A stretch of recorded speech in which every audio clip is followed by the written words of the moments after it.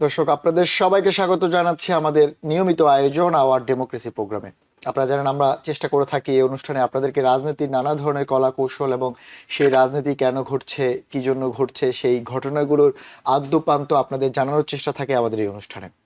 আর আমরা যখন এই অনুষ্ঠান করছি আপনারা নিশ্চয়ই এরই মধ্যে বিশ্বকাপ ফুটবলের জ্বরে আপনারা সবাই আক্রান্ত এবং সেই এক্সাইটমেন্ট নিয়ে আছেন। এবং এখন আমরা যখন অনুষ্ঠান করছি তখনই আমেরিকার ম্যাচ চলছে, তাই আমেরিকার জন্য শুভকামনা সেটি দিয়েই শুরু করি। এবং সেই সঙ্গে আপনারা জানেন যে এই বিশ্ব রাজনীতিতে কিন্তু যতই ফিফা ফুটবল বিশ্বকাপ চলুক না কেন, কিন্তু বিশ্ব রাজনীতির খেলা কিন্তু বন্ধ নেই।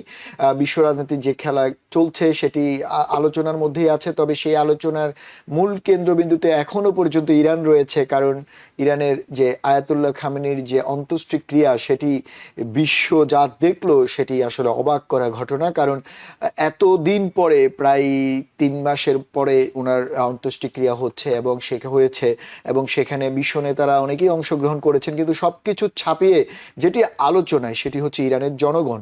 ইরানের জনগণ আসলে যেটা রয়টার্সের তথ্য মতে বেশ লক্ষ লক্ষ মানুষ আসলে রাস্তায় নেমে এসেছে তাদের প্রিয় নেতাকে এক প্রকার যে সান্ত্বনা জানানোর জন্য, শ্রদ্ধা জানানোর জন্য, যেটি বিশ্বের সবাইয়ের জন্য একটি অবাক করার ঘটনা। কারণ এত মাস পরেও, এত কিছুর পরেও, এত যুদ্ধ, এত কিছুর পরেও যে এত জনপ্রিয় একজন নেতা হতে পারে না সেটি আসলে বিশ্ব দেখেছে। তবে দেখলেও কি হবে, সেখানেও বিতর্ক রয়েছে। প্রেসিডেন্ট ট্রাম্প যথারীতি এই গ্যাদারিং বা এই যে জনগণের যে মিলন মেলা সেটিকে উনি বেশ কটাক্ষ করে অনেক কথা বলেছেন। সেটিও আমরা আলোচনা করতে চাই, যদিও বা এটি আসলে কোনো বড় ঘটনা নয়, কারণ প্রেসিডেন্ট ট্রাম্প সাধারণত এইভাবে বলেই থাকেন যে উনি সবাইকে কটাক্ষ করেন। তারপরেও এটি একটি বড় ঘটনা। সেই সঙ্গে এইটা নিয়ে তো আলোচনা করব, এবং সেই সঙ্গে আরেকটি আলোচনা, আপনারা জানেন যে আমেরিকা এরই মধ্যে 250 বছর পার করে 251তম বছরে গিয়ে পড়লো। এবং সেই আমেরিকার কি অবস্থা, আমরা যখন অনুষ্ঠান করছি 251তম বছরের শুরুতেই আমরা অনুষ্ঠান করছি, এবং সেই আমেরিকার কাছে কি চাওয়া পাওয়া সেটি নিয়েও আমরা একটু কথা বলবো যদি সময় হয়। এবং সেই সঙ্গে আরো একটি আলোচনীয় ঘটনা, মঙ্গলবার থেকে শুরু হচ্ছে ন্যাটো সম্মেলন। আপনারা জানেন ন্যাটো সম্মেলন এত বেশি গুরুত্বপূর্ণ হয়ে উঠেছে এই মুহূর্তে, কারণ প্রেসিডেন্ট ট্রাম্প যখন থেকেই এই ক্ষমতা নিয়েছেন তখন থেকেই উনি আসলে এবারের ক্ষমতা নেওয়ার পর থেকে উনি ন্যাটো নিয়ে বেশ বিরূপ মন্তব্য করছেন। ন্যাটোর সঙ্গে ওনার বেশ টানাপোড়েন, বিশেষ করে ডিফেন্স এবং ন্যাটোর যে তাদের যে সামরিক ব্যয় সেটি নিয়ে উনি বেশ সচেতন। এবং উনি দাবি করছেন যে ন্যাটোতে, উনি মাঝে মাঝে হুমকি দিয়ে থাকেন যে উনি ন্যাটোতে আমেরিকা থাকবে না, কারণ আমেরিকা এত বেশি ন্যাটোতে স্পেন্ড করে, যেটি ন্যাটোর সব 32টা দেশের মধ্যে 31টা দেশ মিলেও এত টাকা খরচ করে না যেটি আমেরিকা খরচ করে, কিন্তু বিনিময়ে আমেরিকা কিছুই পায় না ন্যাটো থেকে। প্রেসিডেন্ট ট্রাম্পের এমনই দাবি, এবং উনি বারবার এইসব টুইট করছেন ন্যাটো নিয়ে। ওই মুহূর্তে ন্যাটো সম্মেলন হচ্ছে, সেখানে পাশাপাশি ইউক্রেন রাশিয়া যুদ্ধ চলছে এবং ইরানের সঙ্গে যুদ্ধের যে চুক্তি সেটিও হচ্ছে। সবকিছু মিলিয়ে এবারে ন্যাটো সম্মেলন বেশ গুরুত্বপূর্ণ। খানিকটা ইউরোপীয় লিডাররা আসলে কিভাবে এটি মোকাবেলা করে সেটি নিয়েও আমরা আলোচনা করবো। আর এইসব ব্যাপারে আলোচনা করতে আমাদের সঙ্গে এই মুহূর্তে স্টুডিওতে উপস্থিত আছেন, আমাদের সবসময় আলোচনায় যোগ দেন আমাদের সবার প্রিয় সিনিয়র সাংবাদিক সৈয়দ মোহাম্মদুল্লাহ। মোহাম্মদুল্লাহ, আপনাকে স্বাগত আমাদের। ধন্যবাদ মোহাম্মদুল্লাহ আমাদের স্টুডিওতে আসার জন্য। এবং আমাদের সঙ্গে অনলাইনে আরো একজন অতিথি রয়েছেন, doctor Mohammad Alauddin, assistant professor Saint Mark's College, Indiana. Doctor Alauddin, আপনাকেও স্বাগত আমাদের অনুষ্ঠানে। ধন্যবাদ। আপনাদের দুজনকে ধন্যবাদ আমাদের সঙ্গে যোগ দেওয়ার জন্য। আপনারা শুনলেন আমি আসলে অনেকগুলো ভূমিকা দেখেছি, কিন্তু তারপরও খেলা চলছে, খেলা নিয়ে একটু কথা বলতে চাই। আপনি অনলাইনে থাকুন আলাউদ্দিন, প্রফেসর আলাউদ্দিন। আমরা একটু মোহাম্মদুল্লাহ যেহেতু স্টুডিওতে আছে ওনার থেকে একটু জানি, খেলা তো দেখছেন নিশ্চয়ই আপনি? অবশ্যই খেলা দেখছেন, খেলার উত্তেজনা বিরাট ব্যাপার। আপনার যে আপনার যে সিনিয়র মানুষ, আপনি এত বছর অনেকগুলো বিশ্বকাপ দেখেছেন, কিন্তু এরকম বিশ্বকাপ কি কখনো দেখেছেন যে বিশ্বকাপে চাইলে একজন প্রেসিডেন্ট লাল কার্ড বদলিয়ে ফেলতে পারে? যদিও বা আমেরিকার পক্ষে আমেরিকা খেলছে, কিন্তু এর ছাড়াও আমেরিকার দর্শকরা বলছেন তারপরে আমেরিকা ভালো করতো, যেহেতু আমেরিকা ভালো করছে এবং সুপার 16-এ আছেন, কোয়ার্টার ফাইনালে যাবে আশা করা যায়। তারপরে যে নিয়মের মধ্যে যে একটু ব্যত্যয় হলো সেটি নিয়ে বেশ আলোচনা। আপনি ব্যাপারটাকে কিভাবে দেখেন? না, আমি দেখার চাইতে বড় কথা, সবাই তো বলছে যে এটা আর কখনো কোথাও ঘটেনি, সেটা হচ্ছে কথা এক। 2 নম্বর হচ্ছে যে ফুটবল, যেটা মানে এরা সকার বলে, কারণ এখানকার একটা খেলাকে তারা ফুটবল বলে। তো এই ফুটবল সারা বিশ্বে এই যুক্তরাষ্ট্র এবং কানাডা ছাড়া সারা বিশ্বে এটা বিশাল জনপ্রিয় খেলা, তো বিপুলভাবে। তা সেই ফুটবলে এবং Europe, Africa, America, south America সর্বত্র এবং দরিদ্র দেশগুলো তো খেলায়। আচ্ছা, যাই হোক, একটি তো গোল বল, মানে প্রপার মাঠ না থাকলেও খেলে ছোটকাল থেকে। এটা একটা সকারের যে মানে ওয়ার্ল্ড কাপ, এটা আর একটা একেবারে অত্যন্ত উচ্চ পর্যায়ে পৌঁছে যায়। এবং এই চ্যাম্পিয়নশিপ খেলা নিয়ে কিন্তু এইবারে যে কথাটা আপনি বলেছেন, প্রেসিডেন্ট ট্রাম্প যুক্তরাষ্ট্র টিমের এখানকার যে ফিফা অর্গানাইজ করা যে ওয়ার্ল্ড কাপের খেলা হচ্ছে যুক্তরাষ্ট্রে, মূলত অধিকাংশ খেলা হচ্ছে কানাডা এবং মেক্সিকোতে কয়েকটি খেলা হচ্ছে, 3 দেশ মিলিয়ে এটা হোস্ট করছে, যুক্তরাষ্ট্র প্রধান হোস্ট। এখন এই যুক্তরাষ্ট্রের টিমের একজন খেলোয়াড়কে রেফারি লাল কার্ড দিয়েছিলেন। লাল কার্ড মানে উনি আর খেলতে পারে না নিয়ম অনুযায়ী। হ্যাঁ, তো প্রেসিডেন্ট ট্রাম্প বলেছেন যে না, এটা ঠিক মতো হয় না, এটা নিয়ম ভঙ্গ করেছে, তাকে দেওয়ার মানে নিয়ম অনুযায়ী হয়নি। এটা বলে উনি ওদেরকে বলার কারণে তারা সেই অর্ডারটা চেঞ্জ করেছে। চেঞ্জ করে সেই খেলোয়াড়কে আবার লাল কার্ড উইথড্র করে খেলোয়াড়কে খেলতে দেওয়া হচ্ছে। এবং পরবর্তীতে নিয়ে প্রটেস্ট হয়েছে, দু একটা পার্টিসিপেটিং দল এবং দেশের পৃথিবীর অনেকে প্রটেস্ট করেছে। প্রটেস্ট করার পরেও মানে ফিফার যে অথরিটি, তারা এটা চেঞ্জ করেনি। তারা তাদের সিদ্ধান্তে অটল। সিদ্ধান্ত মানে ওই খেলোয়াড়কে আবার খেলতে দেওয়ার সিদ্ধান্তে অটল, অরিজিনাল সিদ্ধান্ত না। এখন এই নিয়ে নানা ধরনের প্রশ্ন উঠতে পারে, কিন্তু হ্যাঁ, এটার একটা নেগেটিভ দিক আমি বলবো। প্রেসিডেন্ট ট্রাম্প বলেছেন আমি ভালো মতো খেলাটা দেখিনি, রিপ্লে বারবার দেখা উচিত। আর আমি তো এক্সপার্ট না, জাস্ট অর্ডিনারি। ভালো খেলা যারা বোঝেন, এমন হতে পারে অনেক সময় রেফারিরা কিন্তু ভুলও করেন। এই যুগে কম ভুল, কারণ এই যুগে প্রত্যেকটা যেন রিভিউ করার সুযোগ থাকে, একেবারে পিন পয়েন্ট করে কোনটা ভুল হলো কোনটা কারেক্ট হলো। সেগুলো তো আছেই, কিন্তু মানে আমরা তো এই মুহূর্তে খেলা চলছে অবশ্যই এই মুহূর্তে। সংক্ষেপে বলে দিই, যেটা হচ্ছে মানে এই যে ক্ষমতা মানে দেখানো, মানে স্পোর্টস এর মতো জায়গাতে তো আসলে উচিত মানে পলিটিক্স এর যোগ করাটা কি উচিত? মানে সব জায়গায় কি আপনার মনে হয় যারা ক্ষমতাবান তারা কি মানে এই স্পোর্টসও কি মাথা ঘামানো উচিত কিনা?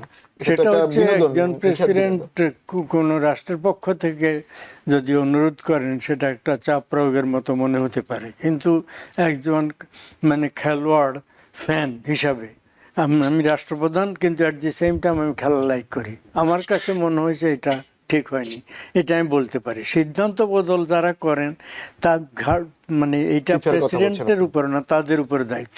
এটাতে ক্ষতিটা হচ্ছে একটা নেগেটিভ জিনিস। যুক্তরাষ্ট্রের দল যদি এবারে উইন করে, যতগুলো উইন করবে সেটার ব্যাপারে কিছুটা প্রশ্ন থেকে যাবে।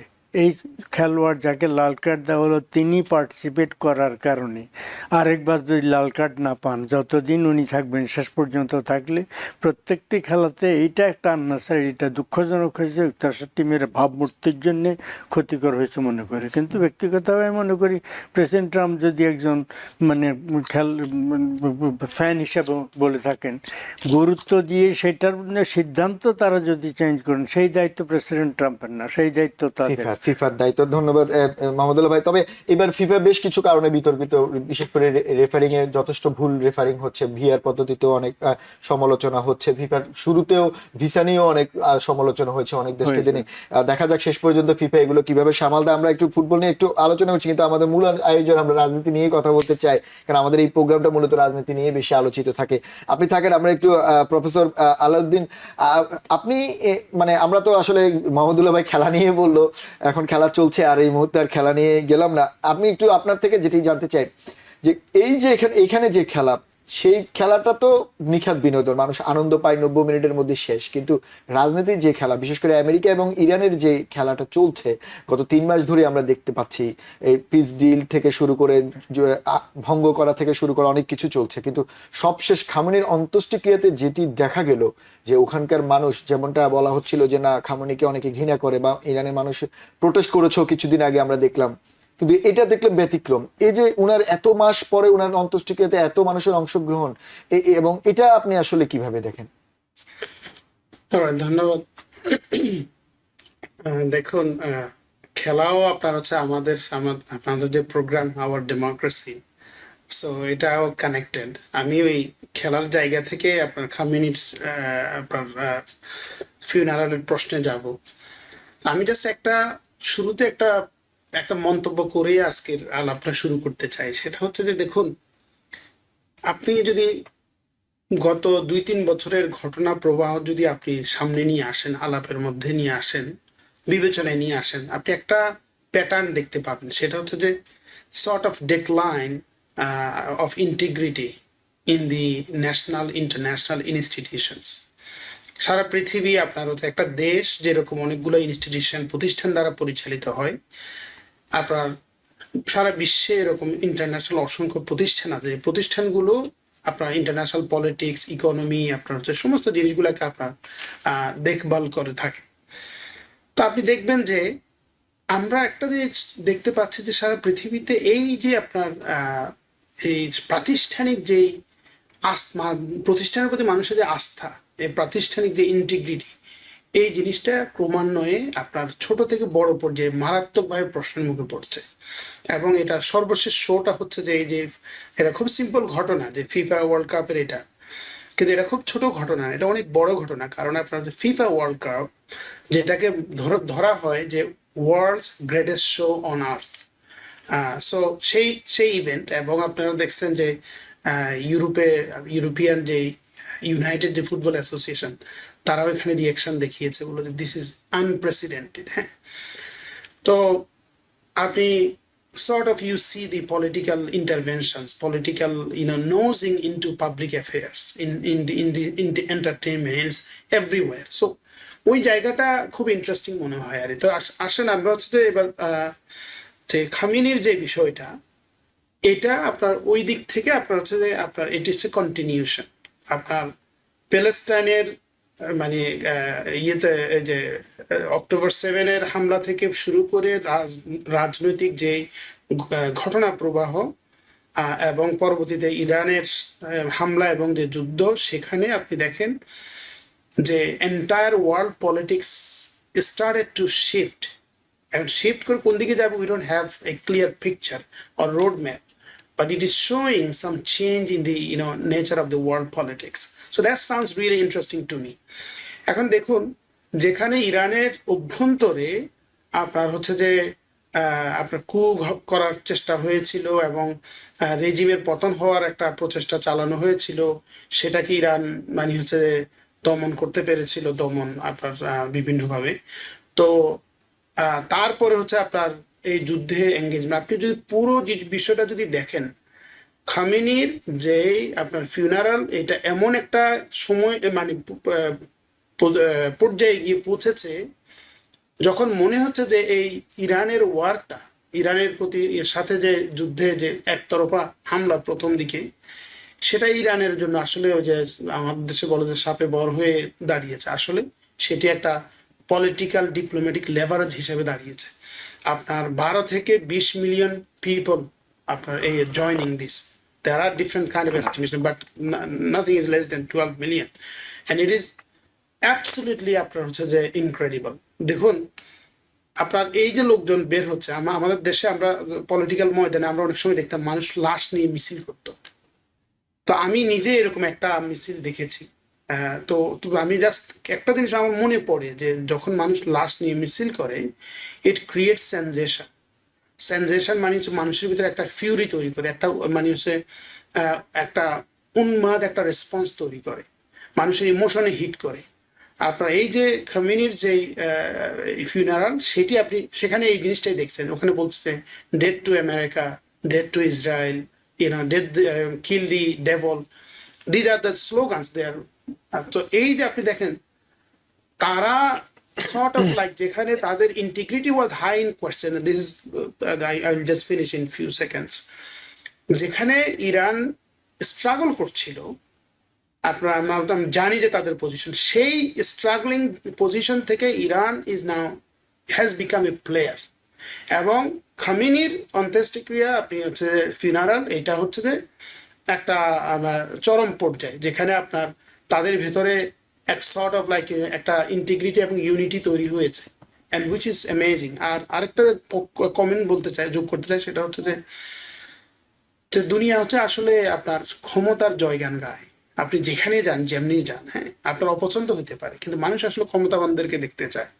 তো ইরান যদি এই যুদ্ধে যদি সে যে উইক হইতো, নিঃশেষ হয়ে যেত, তাহলে আপনার এই মানে ফিউনারালটাই হয়তো এভাবে হইতো না। কিন্তু এখন দেখেন কমপ্লিটলি এটা ডিফারেন্ট। তো এটার ইমপ্লিকেশন অনেক হাই। আমি বলবো যে ইরান আপনার হচ্ছে যে বর্তমান বিশ্বের যে রাজনৈতিক যে পরিক্রমা, এটাকে আপনার অনেকটা শিফট করে দিচ্ছে।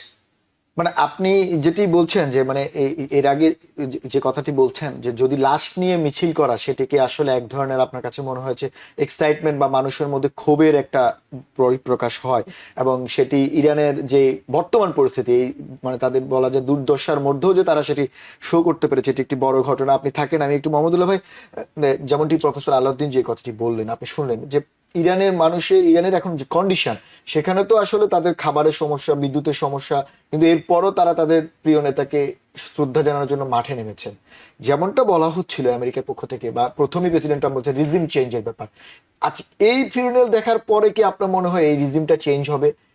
হয়তো খামেনি নেই, কিন্তু খামেনির উত্তরসূরিরা বা ওই মেন্টালিটি যারা, তারা তো আবারই আসবে, বুঝাই যাচ্ছে ইরানের জনগণ আসলে কি চায়। তার মানে যেই রেজিম চেঞ্জের যে জায়গাটা, সেটি কি আসলে আপনার মনে হয় যে আমেরিকা সাকসেসফুল হতে পারবে ভবিষ্যতে এই অন্ত্যেষ্টিক্রিয়া দেখার পরে?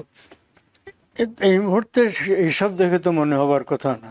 ডক্টর আলাউদ্দিন ভালোভাবে সব ব্যাখ্যা করেছেন। তারপরে আমি এটা বলতে চাই যে এইটা মাল্টিপল জিনিস। এই কেন এত লোকের সমাবেশ হয়েছে এটা আমরা বুঝতে হবে। একটা হচ্ছে যে একটা প্রতীক, ইনি ছিলেন সেই রাষ্ট্রের প্রতীক, তাকে হত্যা করা হয়েছে, মানে একটা রাষ্ট্র আর একটা রাষ্ট্রের বিরুদ্ধে যুদ্ধ করে, আনুষ্ঠানিকভাবে যুদ্ধ ঘোষণা আর আকস্মিক আক্রমণ করে তাদেরকে মেরে ফেলা হয়েছে। এই যে ক্ষোভ, তারা এটা তেমন কিছু করতে পারছে না, যারা আক্রমণ করছে তাদেরকে পরাস্ত করতে পারছে না, কিন্তু কথা হচ্ছে তাদের উপরে পাল্টা আক্রমণ কিছু কিছু করার চেষ্টা করছে। এটা একটা ক্ষোভ এক। দুই নম্বর হচ্ছে ন্যাশনাল প্রাইড, মানে জাতীয় সার্বভৌমত্ব এবং অস্তিত্বের উপরে আঘাত, এটার ব্যাপারে তাদের একটা প্রাইড। তৃতীয় হচ্ছে যে আপনার অনেকে যোগদান করছে, মানে তারা হয়তো নিজেরা এমনিতে খুব একটা মানে শোকাহত না, এমনি ন্যাশনাল প্রাইড থাকা সত্ত্বেও হয়তো যোগ দিত না, কিন্তু আমার পাশে পাড়ার 90 জনের মধ্যে সুস্থ 80 জনই চলে যাচ্ছে, আমি যদি না যাই তাহলে আমি চিহ্নিত হবো, এই সরকার তো আপাতত ক্ষমতা থাকছে, তো আমি ব্ল্যাক লিস্টেড হতে পারি, একটা ভীতি এটা একটা আছে। তারপরে আরেকটা মেজর ফ্যাক্টর হচ্ছে শিয়াদের ভিতরে এই যে একটা এই মেন্টালিটি, যেখানে এইরকম হাসান হাই হোসেন এরকম করে মহিলারা পুরুষরা করছেন, এরকম করছেন, এইটা তাদের ভিতরে শোক প্রকাশের একটা ব্যাপার শিয়াদের একটা। 2 নম্বর হচ্ছে তাদের ভিতরে আত্মত্যাগের এবং শাহাদত বরণের একটা স্পৃহা থাকে। তো অনেকগুলো ফ্যাক্টর একসাথে, একটা ডিফারেন্স, একটা হচ্ছে সার্বভৌমত্বের প্রতি তাদের নিজস্ব ন্যাশনাল প্রাইড, আরেকটা হচ্ছে ঘৃণা, বিদ্বেষ, ক্রোধ এটার, এবং আরেকটা হচ্ছে সহমর্মিতা, আরেকটা হচ্ছে হয়তো সাম পার্সেন্টেজ ভয় যে পরে আমি ব্ল্যাক লিস্টের হতে পারি সেটার কারণে। সেটা তো আপনি ব্ল্যাক লিস্টের কথা বলছেন, কিন্তু রেজিম চেঞ্জের কথা, হ্যাঁ, রেজিমের ব্যাপারটা এটা দেখে তো মনে হওয়ার কথা না। কিন্তু রেজিম চেঞ্জ অনেক সময় হয়টা কি, ভেতরে ভেতরে এমন সব কাণ্ড কারখানা করা হয়ে থাকে বিভিন্ন দেশে। বাংলাদেশের পরিবর্তনের ব্যাপারে অনেকে বলছে বিদেশের হাত ছিল, তো বাংলাদেশের হাত থাক না থাক, কিন্তু অনেক সময় এটা তো থাকে। লিবিয়া যে হলো, পরে তো বলা হলো যে ওখানে হাত ছিল, আমরা জানি না। অনেক সময় খুব পপুলার লিডার পপুলার সিচুয়েশন বিরুদ্ধে হতে পারে, তখন একটা নতুন সিনারিও তৈরি করতে হয়। এখন মানে এই যে যুদ্ধবিরতি, আবার যুদ্ধবিরতি এখন ডিফারেন্ট একটা অ্যাটিটিউড। আর একটা ইন্টারেস্টিং ব্যাপার, এই গালফের যে দেশগুলো, অনেক দেশের তো প্রায় 100 দেশের প্রতিনিধি অ্যাটেন্ড করেছেন, কয়েক দেশের প্রধানমন্ত্রী প্রেসিডেন্টও অ্যাটেন্ড করেছেন, সৌদি আরবেরও একটা হাই লেভেল ডেলিগেশন সৌদি আরবের। তো এখন আরব যে দেশগুলোর উপর, যুক্তরাষ্ট্রের ঘাঁটির উপর তারা অ্যাটাক করেছে, এমনকি অন্য কয়েক স্থানে আঘাত করেছে, তাদেরও প্রত্যেকের এখানে ডেলিগেশন ছিল, ইনক্লুডিং সৌদি। এটা একটা কারণ তারা দেখছে যে এইটা একটা মাইটি রাষ্ট্র, আমার পাড়ার, আমি এটাকে ইগনোর করলে ভবিষ্যতে এই রাষ্ট্র যদি, এই রেজিম যদি ধ্বংস না হয়, দুর্বল না হয়, তাহলে আমি পাল্টা ঝামেলায় পড়বো, আমার দেশের জনগণ আমার উপরে ক্ষুব্ধ হবে, নানা কারণে তারও অ্যাটেন্ড করছে। তো যাই হোক, ওভারঅল হচ্ছে এই রেজিমের ভিতরে, আপনি কিছুদিন আগে আপনি আমাকে সেই প্রশ্ন করেছিলেন নিউজটা দেখে, যে আগের যে প্রেসিডেন্ট আহমেদিনেজাদ, তিনি কট্টর ছিলেন। তিনি যে মানে ৭৯ সালের বিপ্লবের পরে হাশেম রাফসানজানি থেকে শুরু করে ৩ জন মানে মডারেট প্রেসিডেন্ট ছিলেন, আর অন্যরা কট্টর। সবচেয়ে কট্টরতমদের মধ্যে আহমেদিনেজাদ ছিলেন। এবং মানে উনি বিশেষ করে ইসরায়েলের ব্যাপারে তার একটা অত্যন্ত এক্সট্রিম ওপিনিয়ন ছিল। সেই লোককে এরা রিক্রুট করেছে বলা হচ্ছিল, এটাও সত্য মিথ্যা আমি জানি না, এটা মানে মিথ্যা কথা হতে পারে, প্রচারণ হতে পারে। তো তিনি যদি রিক্রুটেড হতেন, রেজিমের ভিতরে যে কেউ মানে অন্যদের লোক নাই, এবং চেঞ্জ হওয়ার পরে আস্তে আস্তে হয়তো তাৎক্ষণিকভাবে বোঝা যাবে না, ফলে নতুন লিডারশিপে যারা আসছে এই মুহূর্তে তাদেরকে কট্টর মনে হচ্ছে, খামেনির ফলোয়ার মনে হচ্ছে, কিন্তু who knows at the end of the day সেটা কয়েক বছরের ভিতরে, ২-১ বছরের ভিতরে আস্তে আস্তে পরিষ্কার হতো, এমনকি বছর খানেকের ভিতরে আমরা পরিষ্কার। এবং খামেনির মৃত্যু নিয়েও কিন্তু অভিযোগ আছে যে খামেনির দলেরই লোকজনই মোসাদকে সে তথ্যগুলো দিয়েছিল। হ্যাঁ, সেটাও তো অভিযোগ রয়েছে থাকেন। প্রফেসর আলাউদ্দিন, যেমনটি মোহাম্মদুল্লাহ ভাই যেমনটি বলছেন যে রেজিম চেঞ্জের ব্যাপারটি মানে যেভাবে ভাবা হয়েছিল সেভাবে নাও হতে পারে, আবার উনি আশঙ্কা করছেন যে এই এখন ফিউরিনিয়াল আর রেজিম চেঞ্জ মানে 1 বছরের মধ্যে সেটি হয়তো ভিন্ন হতে পারে। কিন্তু আমি যেটা আপনার কাছে প্রশ্ন, যে প্রেসিডেন্ট ট্রাম্প বলছেন যে এই যে মানুষজন জমায়েত হওয়া, বা উনি যে বলছেন গালফের লোকজন গিয়েছেন, এটি উনি বলছেন মায়া কান্না, কিন্তু কারণ হচ্ছে ইরানের জনগণ চায় যে তাদের দেশটা পরিবর্তন হোক, এবং সেই পরিবর্তনের প্রথম বা প্রাথমিক ধাপ আমেরিকা অলরেডি কমপ্লিট করেছে। আপনি কি প্রেসিডেন্ট ট্রাম্পের এই মতের সঙ্গে একমত? আপনার প্রেসিডেন্ট ট্রাম্প যে মন্তব্যগুলো করেন, অনেক সময় এই মন্তব্যগুলোর গ্রাউন্ডস পাওয়া খুবই কঠিন। উনি হয়তো ওনার সাথে, ইরানের সাথে ওভারঅল যে রিলেশনশিপ, সেই জায়গা থেকে ওনার এটা একটা পলিটিক্যাল রিটরিক বল, একটা পলিটিক্যাল বক্তব্য, কিন্তু বাস্তবতা তো আসলে সেটি দিচ্ছে না। আমার কাছে মনে হচ্ছে মোহাম্মদুল্লাহ ভাই অনেক সুন্দরভাবে অনেকগুলো দিক বলছে। আমি আপনার সাথে পার্সোনাল কিছু, আমার মানে বেশ কিছু ইরানিয়ানের সাথে অনেক আগে কিছু ইন্টারাকশন হয়েছিল, এখনো বেশ আমার ফ্রেন্ড লিস্টের মধ্যে যারা আমেরিকায় পড়তে আসছে, এরকম পড়ালেখা করে বা এখানে সেটেলড।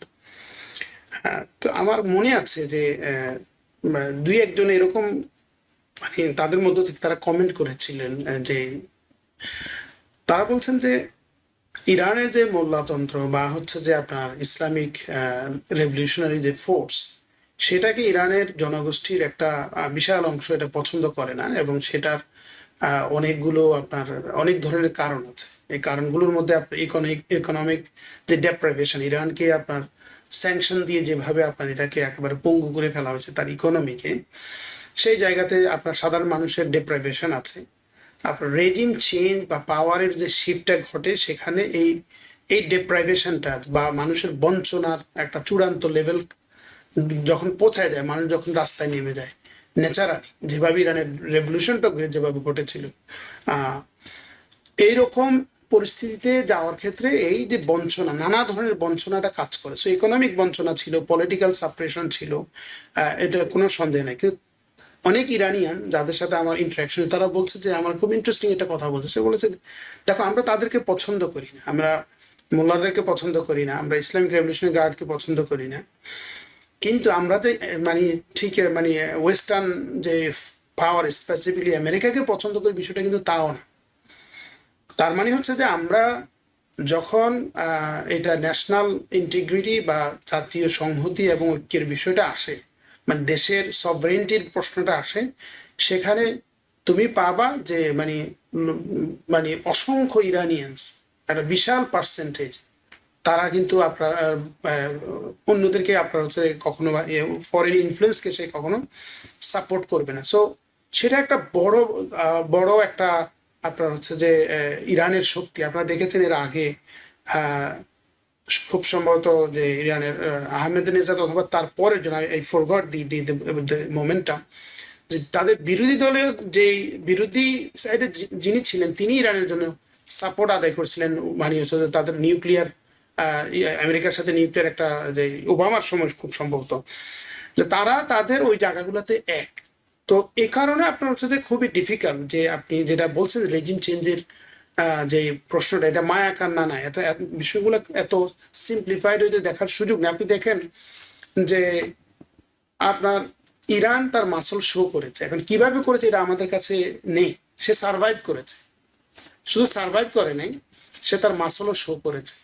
তা আমার কাছে মনে হচ্ছে যে সমস্ত ইরানিয়ানরা যারা এই এই ইসলামিস্ট এই ফোর্সটাকে তারা পছন্দ করে না, কিন্তু এই জায়গাটাতে তারা পাচ্ছে যে না, মানে we want hour territorial integrity এবং সভরেন্টি আমাদের সমুন্নত থাকুক, এটা আমরা চাই। কেন চাই? কারণ তারা জানে যে যদি এখানে ইসরায়েল বা আমেরিকার যদি প্রত্যক্ষ যদি আপনার যদি কন্ট্রোল চলে আসে, তাহলে ইরান অ্যাজ এ নেশন যেভাবে তারা তাদেরকে মানে ইয়ে করে, পারসিভ করে, সেটা কম্প্রোমাইজ হয়ে যাবে এবং সেটা অনেকটা আপনার হচ্ছে যে তারা হারিয়ে ফেলবে। তো সেই জায়গা থেকে আমার কাছে যেটি মনে হয় যে ওভারঅল সিচুয়েশনটাকে আপনি যদি বিবেচনায় রাখেন, তাহলে আপনার কাছে এটা অনেকটা আমাদের কাছে স্পষ্ট হয় যে রেজিম চেঞ্জের যে পলিটিক্স এবং পসিবিলিটি সেটা অনেকাংশে আরো কমে গেছে। এখন মোহাম্মদুল্লাহ একটা জিনিস বলছেন যে এটার অর্থ এই নয় যে রেজিম চেঞ্জ করা হবে না বা যাবে না, কারণ সেটা তো অন্য মেকানিজম এবং প্রত্যেকটা দেশে সেটি হয়ে থাকে এবং সেখানে একটা সেকশন অফ সোসাইটি অলওয়েজ আপনার হচ্ছে যে সেটা নিয়ে অনেক ধরনের প্রশ্ন থাকে, কিন্তু তারা আপনার কোলাবোরেট করে। কিন্তু আমি বলবো যে এই পথটা অনেক সংকুচিত হয়ে গেছে বর্তমান ইরানের জন্য। ইরানে আপনার ওই ক্ষমতার পরিবর্তনের জন্য সেই সম্ভাবনাটা অনেক সংকুচিত হয়ে গেছে। কিন্তু আমরা যদিও বা আপনি বলছেন সংকুচিত হয়েছে, কিন্তু আমরা ফিউনিয়ালে খামেনির ছেলেকে দেখা যায়নি, সেটি নিয়েও বেশ সমালোচনা হয়েছে যে উনি কোথায় আছেন বা উনি সেভাবে অংশ নেয়নি কেন, আদৌ সেটি নিয়েও একটা আলোচনা আছে। আপনি একটু থাকেন, আমি একটু মোহাম্মদুল্লাহ ভাই, আমরা তো ইরান নিয়ে আলোচনা করলাম এবং প্রফেসর আলাউদ্দিন যেমনটা বলছেন যে এই জায়গাগুলো আমেরিকার যে ইন্টিগ্রেটেড জায়গাটা, তো উনি বলছেন যে আমেরিকা বারবারই এই জিনিসগুলো বলে, কিন্তু সেগুলো থেকে বের হওয়ার জন্য যে তাদের যে কৌশল সেটি আসলে ধরা খুবই কঠিন হয়ে পড়ে। আপনিও সেটি বললেন যে মানুষ দেখে বোঝা যাবে না যে রেজিম চেঞ্জ হবে না, কাজ কিন্তু চলছে আমেরিকার পক্ষ থেকে। তো সেই আমেরিকার 250 বছর পার করে 251তম বছরও পড়লো। তো এই যে 251তম বছরে এমন একজন সময় পড়লো যে যখন এই সারা বিশ্ব জুড়ে আমেরিকার এক ধরনের আমেরিকার সম্পর্কে মানুষের ধারণাটা একটু অন্যরকম, এবং সেই অন্যরকমটা কেমন আমেরিকা 250 বছরে কেমন করেছে বা আগামীতে কি করবে, সেই সঙ্গে ন্যাটোর ব্যাপারটাও নিয়ে আলোচনা করবো। আমরা একটা ছোট্ট বিরতি নিচ্ছি, বিরতির পর আপনার কাছে প্রশ্নটা থাকলো, বিরতির পর ফিরে এসে আমি এই আপনার থেকে জানার চেষ্টা করবো। দর্শক, আমরা নিচ্ছি ছোট্ট একটা বিরতি, কোথাও যাবো না, বিরতির পর ফিরে এসে আমরা বাকি আলোচনা করবো। দর্শক, বিরতির পর আপনাদের আবারও স্বাগত জানাচ্ছি আওয়ার ডেমোক্রেসি প্রোগ্রামে। বিরতির আগে আমরা যেমনটা ছিলাম, মাহমুদুল্লাহ ভাই আপনাকে বলছিলাম যে মানে এই উইকেন্ডে আমরা পার করলাম 250 বছর, মানে কম না কিন্তু, এবং আতশবাজি ফায়ার ওয়ার্কসের চাকচমকের মধ্যেও, চাকচিক্যের মধ্যেও মানুষের মধ্যে আমেরিকার অনেক বিষয় নিয়ে অনেকের প্রশ্ন আছে, অনেকের হতাশা আছে। আমরা নিউ ইয়র্ক টাইমসের অ্যানালিসিসটাও দেখেছি। কিন্তু সবকিছু চাপে আপনি তো দীর্ঘদিন আমেরিকায় রয়েছেন, আপনি একটা বড় অংশ আপনার আমেরিকাতে। তো এই যে 250 বছরে আমেরিকা পার করার পর 51তম বছরে এসে আমেরিকা যে ইন্টিগ্রিটির উপরে বা যে ভিত্তিগুলোর উপরে দাঁড়িয়ে আজকে এই আমেরিকা, সেটি কতটা দেখতে পাচ্ছেন, এবং ভবিষ্যতের আপনার মনে হয় কি এই আমেরিকাটা আসলে কোথায় গিয়ে দাঁড়াতে পারে, বা মানে আমেরিকার মানুষ বলেন, আমেরিকার অর্থনীতি বা আমেরিকার পলিসি কোথায় যাইতে পারে বলে, মানে যাবে বলে আপনার মনে হয়? আপনাকে ধন্যবাদ, খুব গুরুত্বপূর্ণ বলছেন, আমি বলবো, কিন্তু একটা সেন্টেন্স আমি ওখানে অ্যাড করব ইরানের ব্যাপারে। সেটা হচ্ছে মোল্লাতন্ত্র বাহ্যিকভাবে তাদের থাবা খুব কঠোর থাকলেও সেখানে কিছু কিছু সামাজিক ক্ষেত্রে শিথিল হতে বাধ্য। যেমন হিজাব কয়েক মাস থেকে অলরেডি, মানে প্রায় 6 মাসের থেকে হিজাবের কড়াকড়ি আইনটা বাতিল করা হয়নি, কিন্তু কড়াকড়ি হিজাব ছাড়া নারীরা এখন রাস্তায় চলছে। এরকম কিছু কিছু ক্ষেত্রে তারা জিনিস শিথিল করে মনে হচ্ছে, এবং হয়তো এই যে মোল্লাতন্ত্রের ভিতরে অপেক্ষাকৃত মডারেট যারা, যদিও খামেনির পুত্র নেতা হয়েছেন এবং তার ভিতরে একটা ক্ষোভ, ঘৃণা ইত্যাদি এদের বিরুদ্ধে আছে, কিন্তু দেশের অভ্যন্তরে বাস্তববাদী হওয়ার কারণে তারা হয়তো মানে মডারেটদেরকে আরো সুযোগ দেবে। এই একটা এই যুক্তরাষ্ট্রের যে ব্যাপারটা, এটা বিশাল ঘটনা। পৃথিবীর ইতিহাসে একটা দেশ মানে বলতে গেলে প্রথম স্বাধীনতা যুদ্ধ করে তারা হলেন, এবং এই দেশের যে ফাউন্ডিং ফাদার্সরা মানে পৃথিবীর ইতিহাসের আউটস্ট্যান্ডিং পার্সনসদের মধ্যে এদের ফাউন্ডিং ফাদার্সরা বেশ কয়েকজন নাম উল্লেখ করা যায়। জাতির পিতা বলা হয়, জাতির পিতারা বলা হচ্ছে ফাউন্ডিং ফাদার্স, কিন্তু তার ভিতরে এক নম্বর জর্জ ওয়াশিংটন। অসাধারণ ব্যক্তি ছিলেন, তাকে বলছিলেন যে আপনি আজীবন প্রেসিডেন্ট থাকুন, তিনি সেটা নেন 2 টার্মের পরে, এবং 2 টার্ম উনি মেনে চলেছেন মোটামুটি। জেফারসন ডিক্লারেশন যেটা উনি মেইন ড্রাফট উনি করেছেন ইত্যাদি। তো ফলে আউটস্ট্যান্ডিং লোকরা ছিলেন। এবং এই দেশে যারা প্রেসিডেন্ট হয়েছেন, একজন প্রেসিডেন্ট ছিলেন মানে তিনি ওই ওয়েস্টার্ন মুভির খারাপ লোকদের মধ্যে, আপনি বাংলা ভাষায় মাস্টার টাইপের কথা বলা যায়, এই ধরনের একজন ছিলেন। আমি নাম বলে গেছি, এইরকম একজন ছিলেন বহু বছর আগে, 1.5 শতাব্দী আগে। খারাপ মানে 250 বছর বিশাল ব্যাপার। এর ভিতরে প্রত্যেকটা সময় আমরা জর্জ ওয়াশিংটন, জেফারসন, লিঙ্কনের মতো লোক পাবো এটা আশা করা যায় না, হতে পারে না। কিন্তু কী সব অসাধারণ ঘটনা ঘটেছে তার ভিতরে একটা, ধরুন একজন কৃষ্ণাঙ্গ ব্যক্তি যুক্তরাষ্ট্রের প্রেসিডেন্ট হয়েছিলেন। এই 250 বছরের ভিতরে এই দেশের দাসপ্রথা ছিল, দাসপ্রথা বিলুপ্ত হয়েছে, এবং তখন মানে একটা গৃহযুদ্ধ হয়েছে। তাতে মানে মানুষের ইতিহাসের অন্যতম শ্রেষ্ঠ মানে রাজনৈতিক রাষ্ট্রনায়ক আব্রাহাম লিঙ্কন ছিলেন, এবং সেটা দাসপ্রথা বিলুপ্ত হলো। অন্যান্য ইউরোপিয়ান দেশগুলোতে বিলুপ্ত হয়েছে, কয়েক দেশে আরও আগে হয়েছে। যুক্তরাষ্ট্রে বিলুপ্ত হওয়া খুব কঠিন ছিল, তিনি নেতৃত্বে যিনি, একটা বিশাল ঘটনা। তারপরে হচ্ছে আপনার ওবামা প্রেসিডেন্ট হওয়া, একজন কৃষ্ণাঙ্গ ব্যক্তি। ওবামা প্রেসিডেন্ট হওয়ার কারণে ট্রাম্প হয়েছেন এটা অনেকের ধারণা। কারণ হচ্ছে একটা নেগেটিভ, যে একটা কালো লোক প্রেসিডেন্ট হয়ে গেছেন, এবং সাদা যাদের ভিতরে বর্ণবাদ আছে তারা মানে যে ডেমোক্রেটিক পার্টি যে সোশ্যাল ওয়েলফেয়ার নীতিগুলো আছে, আপনার মেডিকেড, মেডিকেয়ার, হাউজিং ইত্যাদি সমস্ত ব্যাপার আছে, এগুলোর দ্বারা গরিব সাদারা, গরিব কৃষ্ণাঙ্গরা, অশ্বেতাঙ্গরা যেমন উপকৃত, গরিব শ্বেতাঙ্গরাও তেমনি উপকৃত হচ্ছেন। কিন্তু তাদের কাছে প্রায়োরিটি যাদের মাথায় ঢুকে গেছে বলে মনে হচ্ছে যে আমরা তো 40 আগে ধারণা করা হতো এই বছরের এই শতাব্দীর মিডলে 50-এর দিকে যে শ্বেতাঙ্গরা মাইনরিটি হতে শুরু করবে। এখন সর্বশেষ একটা হিসাবে দেখা যাচ্ছে 40-42 সালের দিকে এই শতাব্দীর তারা মাইনরিটি হতে, তারা আতঙ্কিত। মানে তারা কালোদেরকে বের করে দাও এটা চাচ্ছে না, আরেকটা লাইব্রেরি তৈরি করা তাদের প্ল্যান নাকি হয়তো। কিন্তু কৃষ্ণাঙ্গরা ক্ষমতার শীর্ষস্থানগুলো দখল করে ফেলবে, প্রেসিডেন্ট হয়েছে, চিফ জাস্টিস হবে, তারপরে স্পিকার হচ্ছেন, সেনেট ইত্যাদি সব কিছু লিভারগুলো বিভিন্ন স্টেটের গভর্নর হতে থাকবে, সেনেটে তারা আরও বিপুল সংখ্যা। আপনি বলছেন যে আগামীতে 250 বছর পার করে আমেরিকাতে আপনি বলছেন সবার অংশগ্রহণটা হবে, যেখানে আগে একটা গোষ্ঠী। আমি বলছি এই আতঙ্ক থেকে শ্বেতাঙ্গরা মানে পরবর্তীতে ট্রাম্পকে প্রেসিডেন্ট করে ভোট দিয়েছেন বেশি সংখ্যা বলে অনেকের ধারণা। কিন্তু ঘটনাটা ওবামাকে এই যুক্তরাষ্ট্রের 250 বছর ইতিহাসে ওবামা একজন কৃষ্ণাঙ্গ ব্যক্তি প্রেসিডেন্ট হওয়া এটা একটা ঐতিহাসিক ঘটনা। দাস প্রথা বিলুপ্ত হওয়া এটা ঐতিহাসিক ঘটনা। তো ফলে অনেক ঐতিহাসিক ঘটনা আছে। আর আপনি বলছেন ভালো খারাপ, পৃথিবীতে আমরা সাম্রাজ্যগুলো, আমরা যখন কোনো ইতিহাস পর্যালোচনা করি তখন লং লুক দেখতে হয়। এই 250 বছর, 500 বছর, 1000, 2000 বছর মানব জাতির ইতিহাস দেখলে আমরা কি দেখব? মানব জাতির ইতিহাসে মহাশক্তি অনেক ছিলেন, সুপার পাওয়ার ছিল, রোম ছিল, ব্রিটেনের বিশাল কলোনি ছিল। ব্রিটেনের কলোনিটি এত বিশাল ছিল যে কোনোদিন সূর্যাস্ত যেত না বলা হচ্ছে। তার মানে কোথাও সূর্য অস্ত হচ্ছে আবার আরেক জায়গায় উঠছে, ফলে পুরা সাম্রাজ্য কখনো সূর্য, এরকমও তো ছিল। সেই ব্রিটেন এখন মিডল ওয়েটের একটা পাওয়ার। আচ্ছা, তাহলে এই মুসলমানদের সাম্রাজ্য ছিল না, আমি আপনি অনেক বড় করছেন, আমাদের সময় কম। না ঠিক আছে, আমি এটা শেষ করছি। আমেরিকাকে ওই দৃষ্টিতে আমরা দেখতে হবে যে মানে অ্যাগেইন যে রোমান সাম্রাজ্য, rise, decline and collapse, okay, end of প্রত্যেকটা। তো আমেরিকার এই মুহূর্তে সমস্যাগুলো এরা যদি প্রপারলি হ্যান্ডেল না করতে পারে, গত কয়েক 20-30 বছরে অনেকে লিখেছেন যে ওই পিরিয়ডটা আমেরিকার জন্য ক্ষয়ের পিরিয়ডটা শুরু হয়ে গেছে এই শতাব্দীর এন্ডে বা পরবর্তীতে নেক্সট শতাব্দীতে আমেরিকা সুপার পাওয়ার থাকবে না।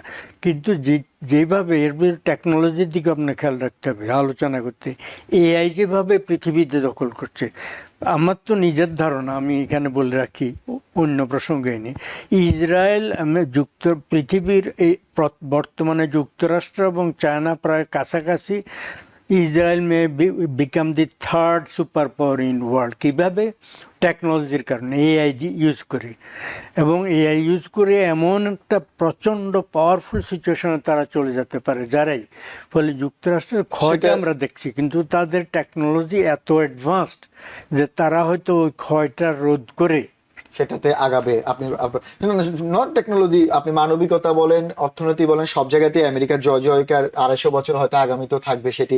আমরা একটু প্রফেসর ডক্টর আলাউদ্দিন, আমরা আমেরিকার ব্যাপারটা, আমাদের সময় কম, মাহমুদুল্লাহ ভাই বলছেন এই আমেরিকার ব্যাপারটা তো থাকছেই, পাশাপাশি আপনি জানেন যে আগামীকাল থেকে শুরু হচ্ছে ন্যাটো সম্মেলন, যেটি বহুল আলোচিত। এইবারের ন্যাটো সম্মেলন এত বেশি আলোচিত কারণ প্রেসিডেন্ট ট্রাম্পের সঙ্গে ইউরোপীয় নেতাদের বেশ টানাপোড়েন আপনি জানেন, এবং নেটোর সঙ্গে উনি বারবার হুমকি দিচ্ছেন নেটো থেকে আমেরিকাকে উইথড্র করবেন।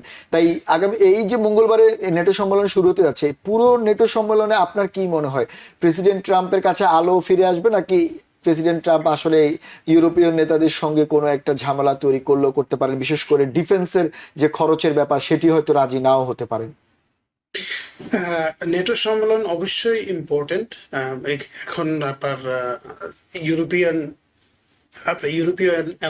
অ্যালাইডদের সাথে, তার মিত্রদের সাথে যেই একটা দূরত্ব ট্রাম্প প্রশাসনের তৈরি হয়েছে, এবং সেটি আপনার আমেরিকার যেই ফরেন পলিসি সেটার উপরে মারাত্মক ধরনের প্রভাব রয়েছে।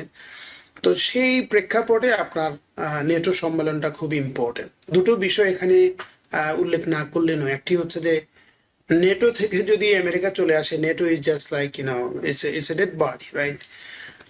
এবং আমেরিকার যে আপনার গ্লোবাল যে সুপ্রিমেসি এবং তার যে ডমিনেন্স এবং কন্ট্রোল, এটার পেছনে নেটো হচ্ছে একটা বিশাল একটা আপনার হচ্ছে যে আপনার ওয়েপন। আপনি দেখেন, যদি আফগানিস্তান ওয়ারের কথা আপনি যদি চিন্তা করেন, সেখানে আপনার দ্যাট ওয়াজ মানে absolutely it's a show of NATO power.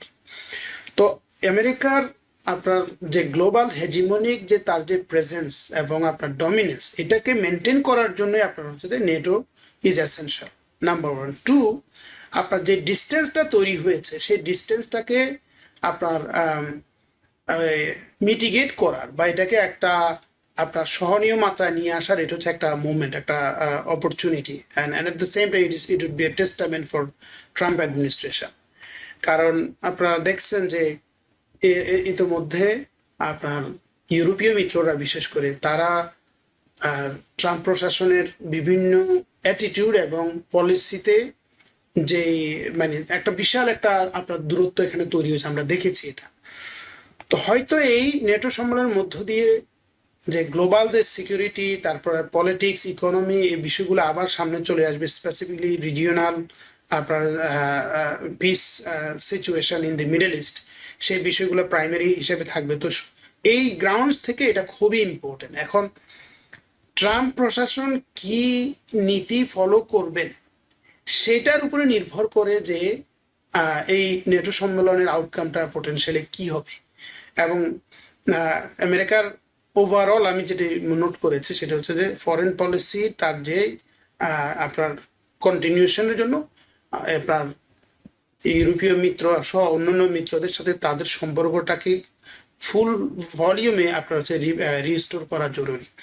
তো এবং সেটি মানে রিস্টোর করার একটা সুযোগ হচ্ছে এই ন্যাটো সম্মেলন সম্ভবত, মানে বলাই হচ্ছে। কারণ আপনি জানেন ইতালি প্রাইম মিনিস্টার থেকে শুরু করে ফ্রান্সের প্রাইম মিনিস্টার সবার সঙ্গে একটা ঝামেলা আছে।